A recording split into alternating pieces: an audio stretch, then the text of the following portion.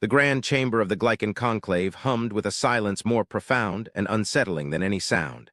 Light filtered through crystalline walls that shimmered with the captured memories of 1,000 stellar cycles, cast long, distorted shadows across the assembly. Here, on the heart world of a species that had long forgotten the concept of night, the ruling council convened in a state of perpetual, unblinking vigilance.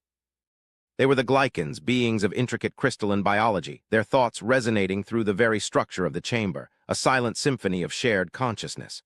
For millennia, their civilization had been defined by one unwavering truth: to cease awareness was to cease existence. Consciousness was a continuous, unbroken stream from the moment of their shattering, the Glycan equivalent of birth, to the final, graceful decay of their crystalline forms. They did not sleep. They could not comprehend it. And now this very concept, embodied by the new species called human, had brought their eternal council to the brink of a fear they had never known. At the center of the chamber, suspended in a column of gravitic force, floated the high speaker, Xyler. Its facets, normally a placid, translucent blue, now pulsed with a troubled, violet light. Before it, the assembled representatives of the Glycan hegemony stood in their designated alcoves, their own crystalline forms reflecting the chamber's anxious energy. For cycles, they had debated the Terran envoys. The humans had arrived with no fanfare, their vessels slipping through the outer system with a quiet confidence that was both admirable and deeply unnerving. They had offered trade, knowledge, and a pact of mutual non-aggression. Their technology was impressive, though not overwhelmingly superior. Their diplomacy was polite, almost deferential. But it was their biology, their very state of being, that had sent a fissure of dread through the core of Glycan society. The first reports had been dismissed as sensor malfunctions or translation errors. The human crew, the Glycan observers noted, would periodically enter a state of near-total sensory deprivation. For a significant portion of each of their planet's rotational periods, they would lie down, their external awareness dimming to almost nothing. Their bodies would go limp, their complex neural activity shifting into chaotic, unpredictable patterns. The Glycans had a word for this state, a concept reserved for the catastrophic failure of a crystalline mind, the final descent into entropic chaos. The Great Dissolution. To the humans, it was simply called sleep. They embraced dissolution, echoed the thought form of Elder Valerius, its crystalline structure a deep, resonant amber. Its voice, a pure telepathic chime, resonated through the chamber with the weight of ages. For a third of their existence, they willingly sever their connection to the conscious universe. They become nothing. How can we trust a species that practices temporary self-annihilation as a matter of routine? What manner of mind willingly walks into the void and expects to return? A ripple of agreement, a cascade of shimmering light passed through the assembled council. Valerius had articulated the fundamental terror that gripped them all. To a Glycan, to be was to be aware. Their entire society, their art, their science, their philosophy, was built upon the bedrock of unbroken consciousness. They processed information constantly, their minds linked in a perpetual network of shared thought, a gestalt consciousness that had guided them through the eons. The thought of voluntarily shutting down this awareness was not just alien, it was sacrilegious, a deep and profound violation of the sanctity of existence itself. Their explanation is insufficient, countered the younger, more pragmatic representative, Lyra, her form a sharp, clear crystal that flashed with sparks of inquisitive green. They call it a biological necessity, a period of rest and processing. They claim their minds are not erased, but rather reordered. They speak of a subconscious, a realm of thought that operates without their direct control. A mind that operates without control is a mind in chaos, Valerius chimed back, its tone sharp with dismissal. It is the definition of madness. We have observed their neural patterns during this sleep. It is a storm, a tempest of illogical, fragmented data streams. They call these dreams. We call it the precursor to cognitive collapse. Are we to form an alliance with a species that, by its own admission, spends a significant portion of its life in a state of profound insanity? The chamber fell silent again, the weight of the questions settling upon them. They had studied the humans for solar cycles before initiating contact. They had admired their art, their music, a chaotic but strangely compelling cacophony of individual expressions. They had respected their rapid technological advancement, their sheer, unyielding tenacity. But this biological anomaly, this willing surrender to unconsciousness, was a puzzle that defied all Glycan logic. It was a vulnerability so immense, so incomprehensible, that it could only be a deception. The high speaker, Xyler, finally broke the silence, its voice a low, resonant hum that seemed to vibrate in the very bones of the chamber. The human ambassador, Elias Vance, has requested a formal address to this conclave. He wishes to clarify his species' nature. A wave of unease swept through the council. To allow a being who practiced the great dissolution into their most sacred chamber was a risk. Who knew what chaotic energies such a mind might emit? What latent madness might it carry? "We must hear him," Lyra insisted, her green light flaring with conviction. "Our fear is born of ignorance. We have observed them from a distance, analyzed their data streams, but we have not truly listened. We pride ourselves on logic, on the careful acquisition of knowledge. To deny this audience is to surrender to the very irrationality we fear in them." Valerius remained rigid, its amber light deep and unyielding. "They are unpredictable. A mind that can detach itself from reality is not bound by the same principles of cause and effect that govern our own thoughts. When they are in this state of sleep, their ships are piloted by automated systems. Their defenses are managed by artificial intelligences. They place their entire civilization in the hands of their creations for vast stretches of time. It is a level of trust or recklessness that borders on the suicidal." He was not wrong. The Glycan observers had been horrified to learn that during long interstellar voyages, the entire human crew would often enter a state of induced hibernation, another form of this terrifying sleep. The ship, a vessel of immense power and complexity, would be left to navigate the treacherous currents of spacetime under the sole guidance of its non-sentient machine mind. To the Glycans, whose very ships were extensions of their own conscious will, a living, thinking part of their gestalt, this was an act of profound abdication. It was like a Glycan willingly shattering its own mind and hoping the remaining fragments would remember how to hold a coherent thought. "And yet," Zyler's voice cut through the debate, calm and measured, "they have not failed. Their automated systems are flawless. Their civilization, despite this peculiar rhythm of existence, has thrived. They have expanded from their home world, they have mastered technologies that rival our own, and they have done so while spending a third of their lives in a state we deem to be chaos. Perhaps the chaos has a purpose we do not yet comprehend. Ambassador Vance will be granted an audience." The decision was made. A low, collective hum of assent, tinged with apprehension, filled the chamber. The great crystalline doors at the far end of the hall, which had not opened for a non-Glycan in centuries, began to part with a sound like grinding starlight. A corridor of pure, white light was revealed, and at its end, a single, solitary figure began to walk toward them. Elias Vance was a study in contrast to the beings he approached. He was soft, organic, and impossibly fragile in his dark, tailored uniform. He moved with a quiet, deliberate grace, his footsteps echoing softly in the immense, silent chamber. He was not armed. He was not flanked by guards. He was utterly, terrifyingly alone. As he reached the center of the chamber, he stopped and looked up at the floating form of High Speaker Zyler, his biological eyes, so different from the Glycan's crystalline sensors, holding a look of calm respect. "High Speaker Zyler, elders of the conclave," he began, his voice not a telepathic chime but a physical vibration in the air, a series of complex pressure waves that the chamber's systems translated for the assembly. The sound itself was alien, a product of lungs and vocal cords and a fleshy tongue. "I thank you for this honor. I understand you have concerns about my species." The understatement was so vast, it was almost a physical presence in the room. "Ambassador Vance," Zyler's thought form was cool, precise. "Your people willingly embrace the void. You surrender your consciousness, your very self, to a state of non-existence on a cyclical basis. You refer to this as sleep.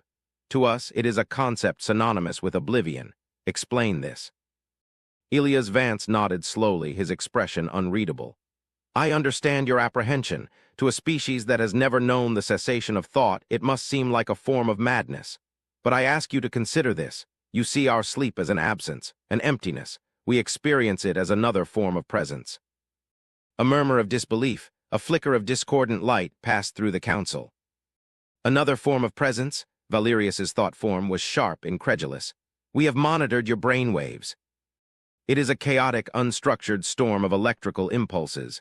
There is no coherence, no logic. It is the antithesis of conscious thought." "It is not the conscious mind that is present," Vance replied, his voice even and calm. "It is something else, something older. You are a gestalt consciousness, a magnificent symphony of linked minds. Your thoughts are refined, shared, and harmonized in real time. You have achieved a purity of logic that is breathtaking. We have not. Humanity is a species of individuals.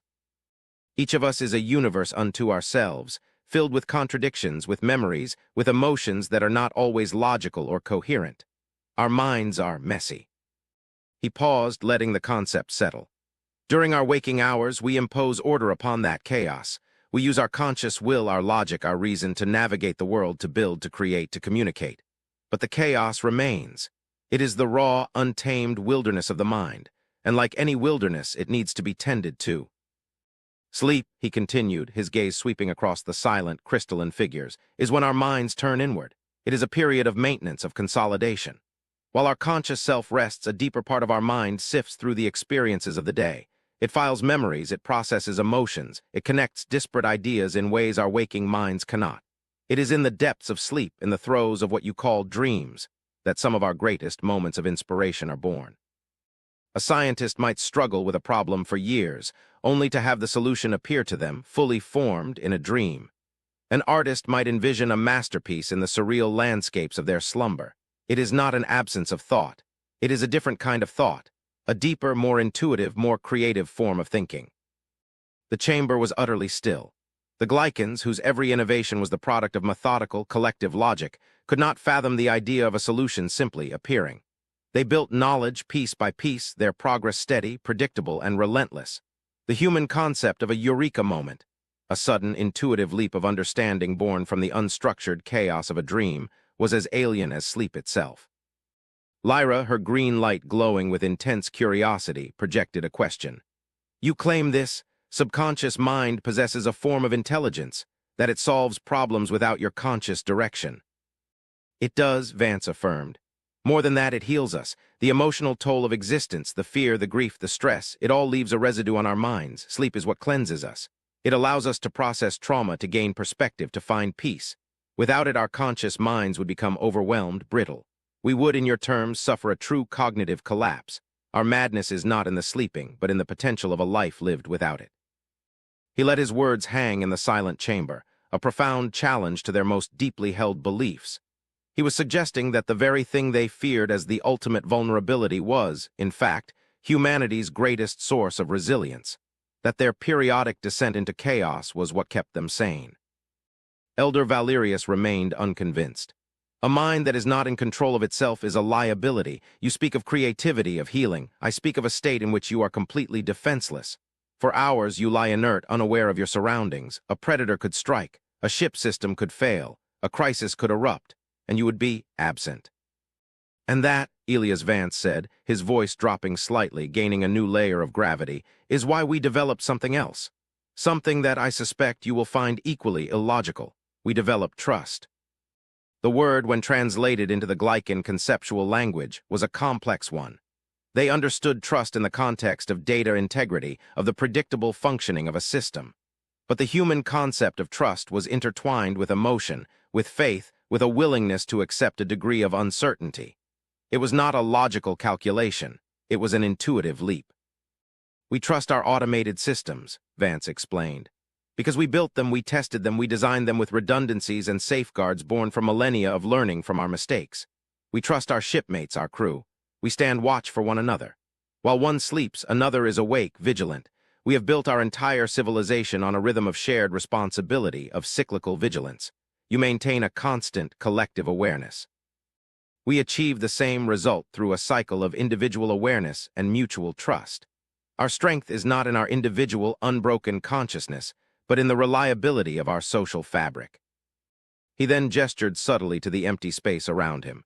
I came here alone. My ship is in high orbit, crewed by a skeleton staff. As we speak, most of them are in their sleep cycle. Our chief engineer, the WAM, and responsible for the systems that keep our vessel from falling out of the sky, is currently dreaming.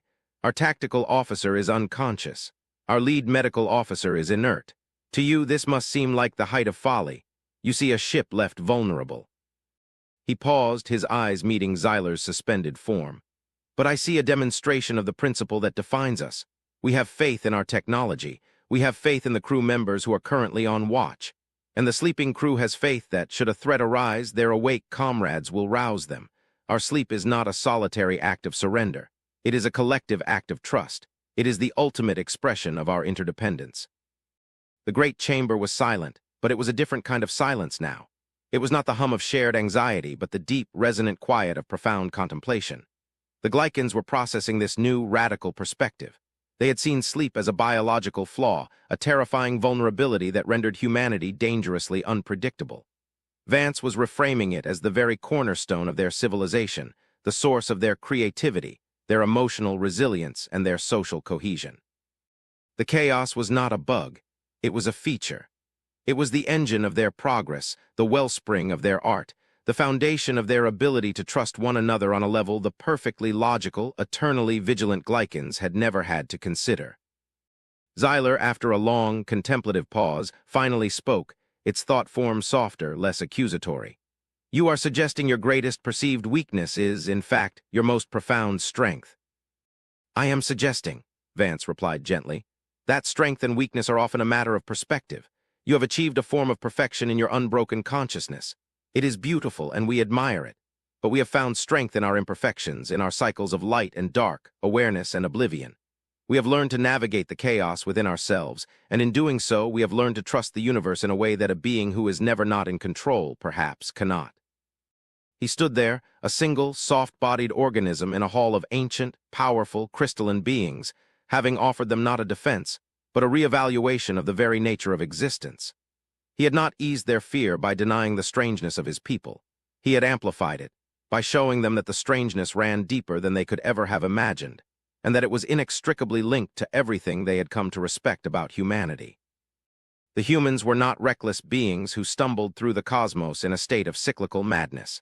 They were masters of a duality the Glycans had never conceived of, a species that had learned to draw power from the very void they so deeply feared.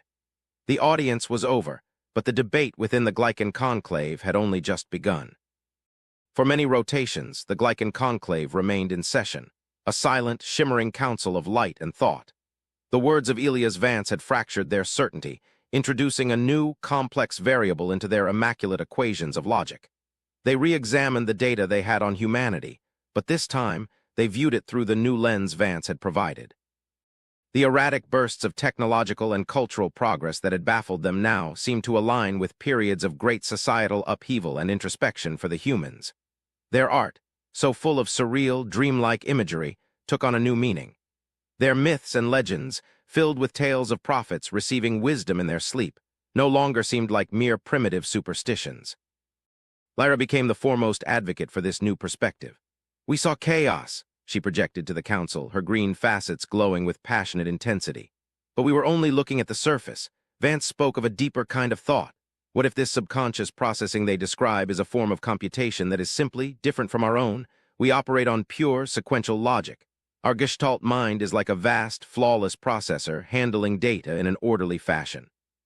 But the human mind, particularly the sleeping mind, appears to operate in parallel, connecting seemingly unrelated concepts through intuition and association. It is inefficient, it is messy, but it is also capable of leaps of insight that our own methodical process might take eons to achieve.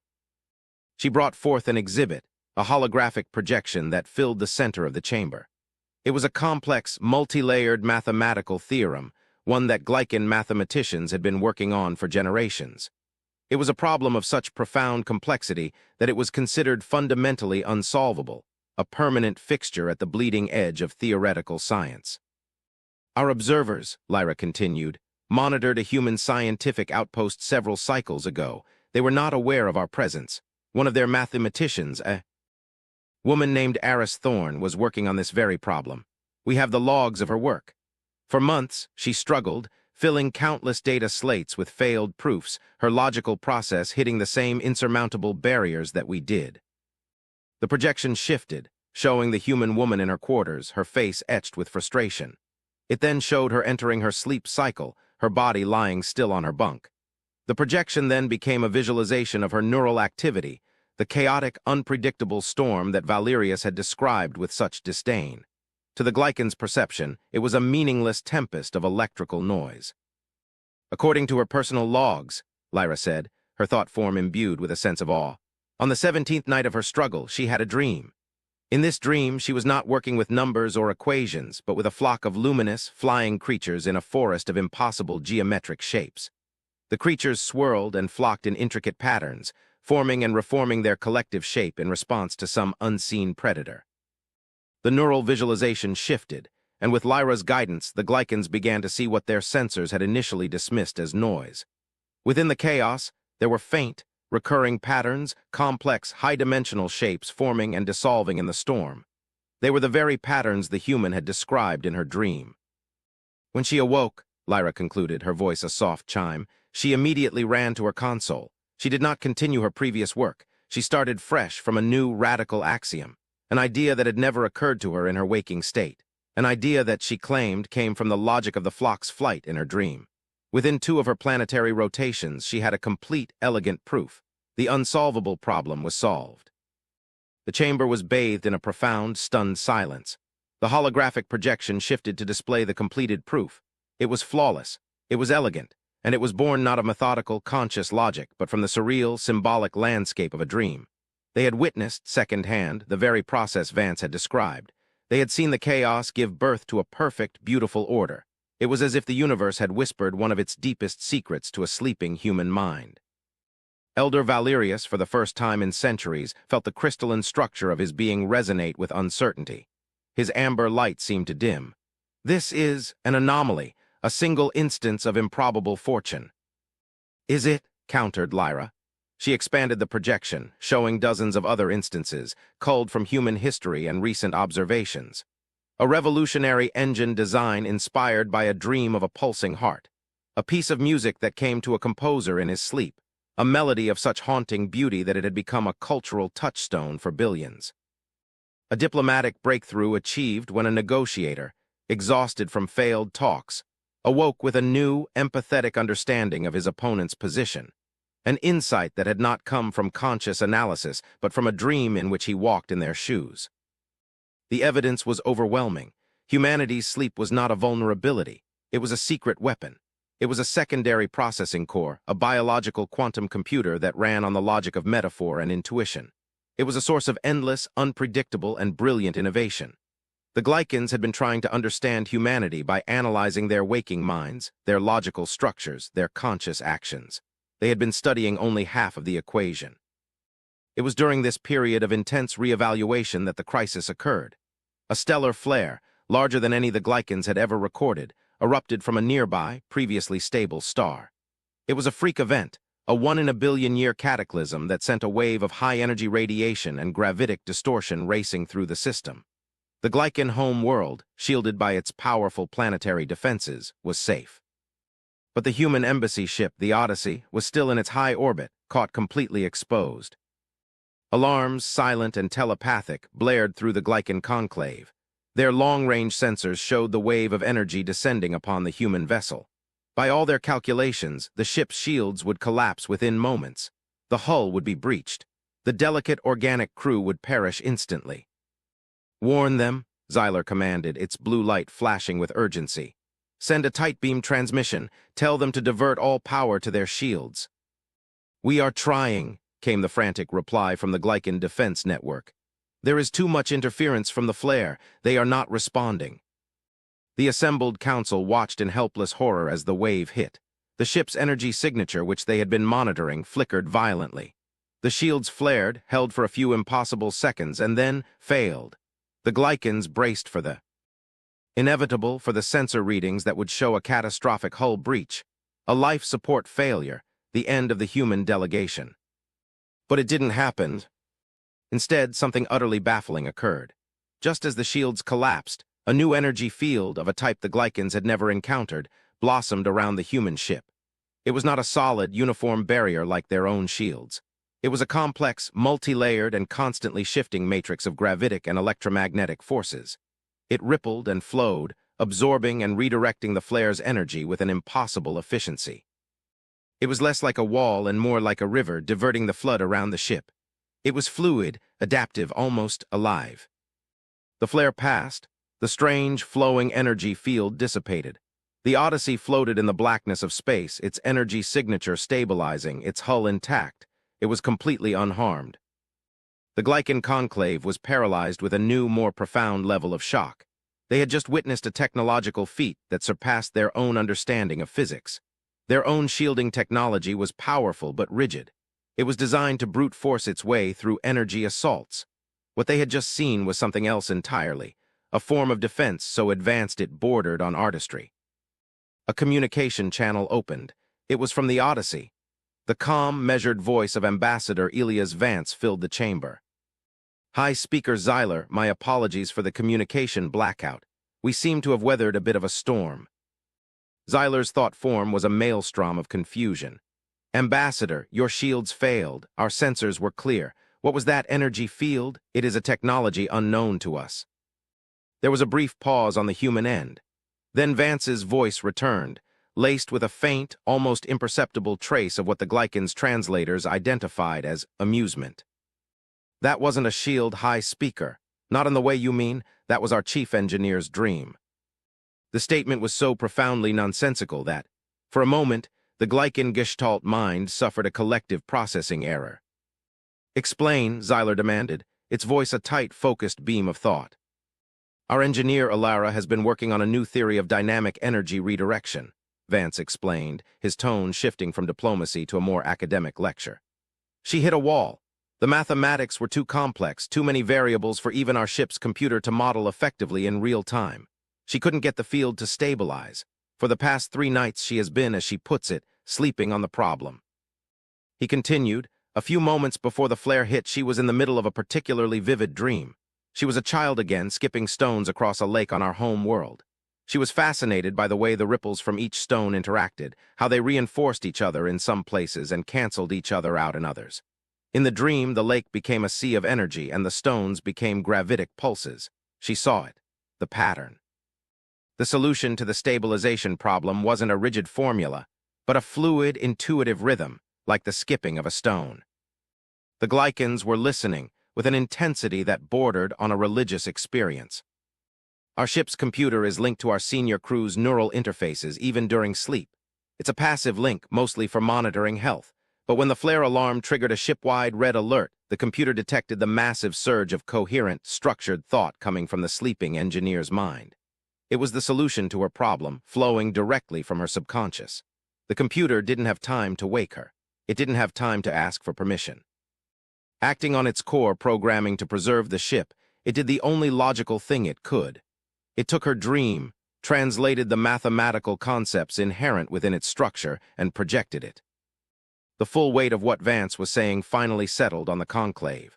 The impossible, life-saving energy field that had protected the Odyssey was not a pre-programmed defense system. It was the direct, real-time, physical manifestation of a sleeping human's dream.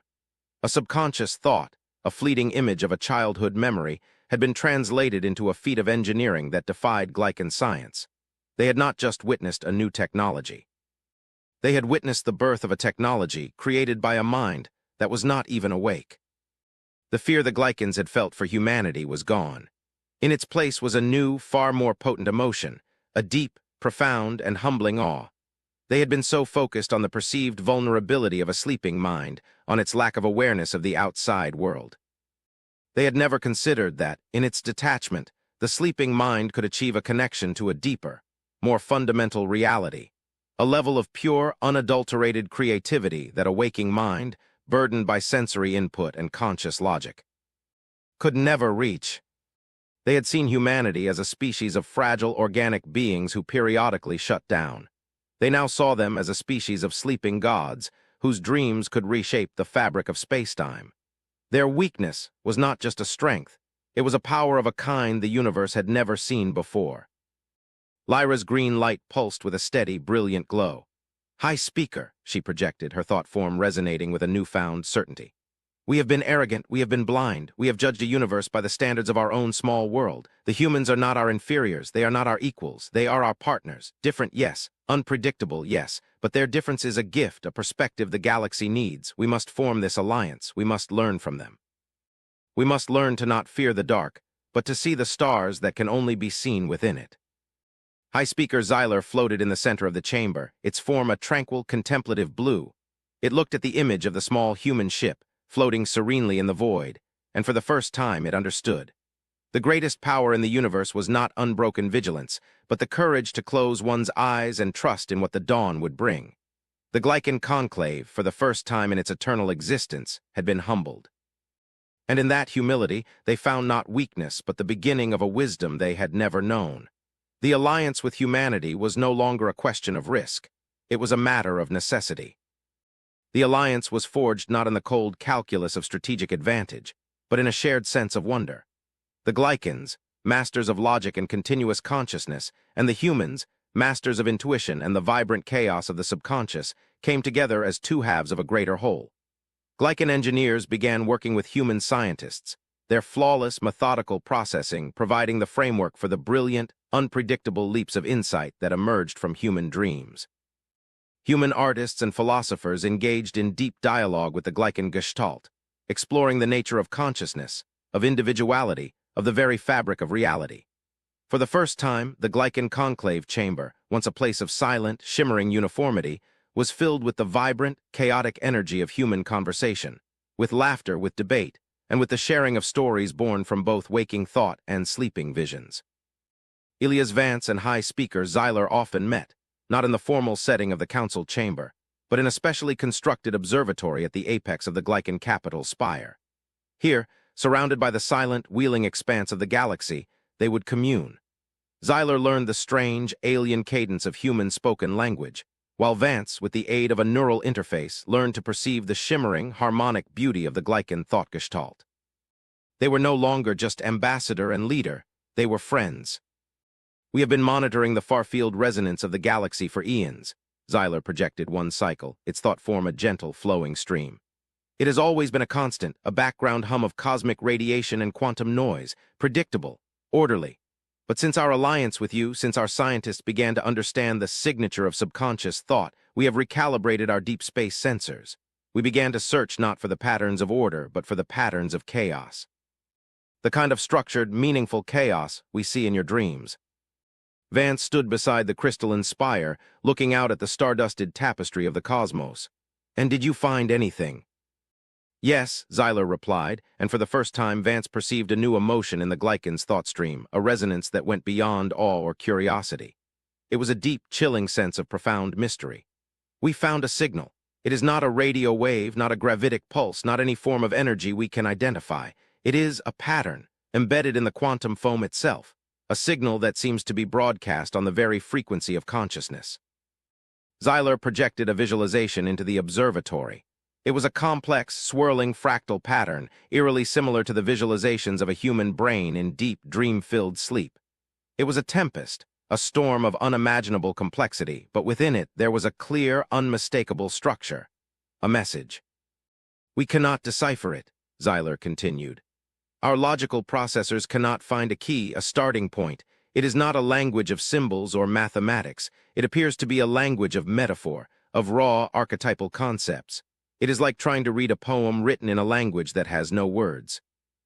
Vance stared at the swirling pattern, his mind reeling. A signal in the quantum foam, a language of dreams. "The signal is ancient," Xyler said, its blue light deepening to a somber indigo. "Older than our species, older perhaps than this galaxy itself, and it is not a single signal, it is a chorus. It is coming from every direction in the sky, and all the signals are converging on a single, empty point in intergalactic space." A new projection appeared, a map of the local galactic cluster. Countless fine, shimmering lines, representing the dreamlike signals, were streaking across the void from distant galaxies, all intersecting at a location millions of light-years away, a patch of space that had always been considered utterly, unremarkable empty. "Our probes show nothing there," Xyler stated. "No stars, no planets, no nebulae, a perfect, absolute void, but something is there, or was there. Something that is broadcasting a dream across the entire universe, and the dream, it is not a peaceful one." Vance felt a cold knot tighten in his stomach. "What is the message?" "As I said, we cannot fully decipher it." Xyler's thought form was heavy, laden with a gravity that seemed to press down on the very air in the observatory. "But we can sense the core emotion, the fundamental feeling tone behind the chaotic data. It is the same in every signal from every galaxy. It is a warning." The swirling visualization pulsed, and for a fleeting moment, Vance's neural interface translated the raw archetypal concept directly into his mind. It was not a word, not an image, but a pure, unadulterated feeling. It was a sense of profound, soul-shattering dread, a feeling of being small, of being watched by something ancient and vast and utterly indifferent. It was the feeling of a door that had been left unlocked, and the knowledge that something was about to come through it. A warning, Vance breathed, his voice barely a whisper. About what? We do not know, Xyler replied. But we believe the key to understanding it lies not in our logic, but in yours. This is a message for the sleeping mind. It was not meant for a species like us, who are always awake. It was meant for a species like you, who have learned to navigate the primordial chaos from which it is broadcast. The two of them stood there in silence, human and Glycan, looking out at the silent, beautiful, and suddenly terrifying expanse of the cosmos. Their own conflict, their fears and misunderstandings seemed so small now, so insignificant. They had been afraid of the darkness within the human mind, but they had just discovered a far greater darkness, lurking in the empty spaces between the galaxies. Humanity's strange, terrifying ability to sleep, the very thing that had almost driven these two species apart, had just become the single most important asset in the universe. They were the only ones who could listen to the nightmare that was being whispered across the void.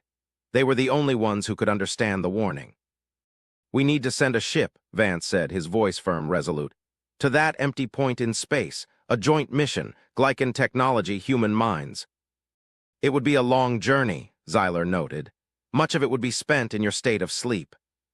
Vance looked at the swirling, cosmic dream projected before them, a signal of unimaginable age and power.